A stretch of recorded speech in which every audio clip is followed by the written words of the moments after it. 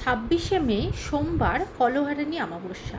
এই দিন আমরা কয়েকটা কাজ করতে পারি, নিজের মনস্কামনা মাকে জানাতে পারি বা মনস্কামনা পূরণের জন্য আমরা কয়েকটা কাজ খুব নিষ্ঠা ভরে করতে পারি।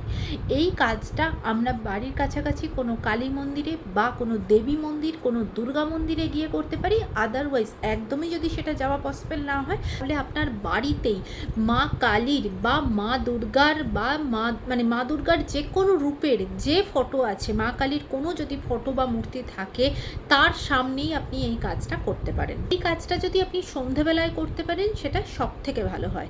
কি করতে পারেন সেটা হলো, মায়ের অবভিয়াসলি 108টা জবা ফুলের মালা বা 108টা নীল অপরাজিতা ফুলের মালা, এগুলো যদি আপনি নিজে হাতে তৈরি করে বানাতে পারেন, এটা তো খুব ভালো কথা। এর সাথে সাথে ফলের মালা, 5টা ফল বা 7টা ফল, 11টা ফল, যেটা আপনি পারবেন, সেই ফল দিয়ে নিজে হাতে মালা তৈরি করে এগুলো কিন্তু মাকে অর্পণ করতে পারেন। মাকে আলতা সিঁদুর দিয়ে মাকে পুজো দিতে পারেন, লাল শাড়ি লাল বস্ত্র দিয়ে মাকে পুজো দিতে পারেন।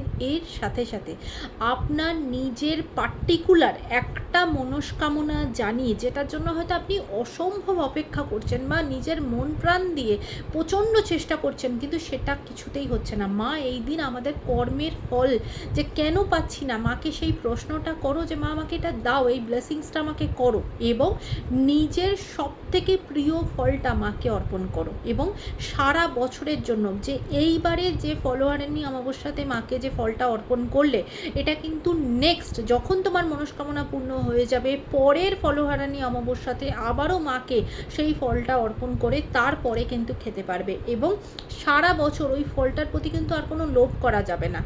এইভাবে খুব নিষ্ঠা ভরে নিজের মনস্কামনাটা মাকে জানাও, এবং তুমি নিজের 100% পরিশ্রমটা করো তার, এবং মা যেন তোমাকে তোমার কর্মের ফলটা দেয়, এই রিকোয়েস্ট করে মাকে অসম্ভব মায়ের ব্লেসিংসটা যেন তুমি পাও, এইভাবে মাকে প্রার্থনা করো।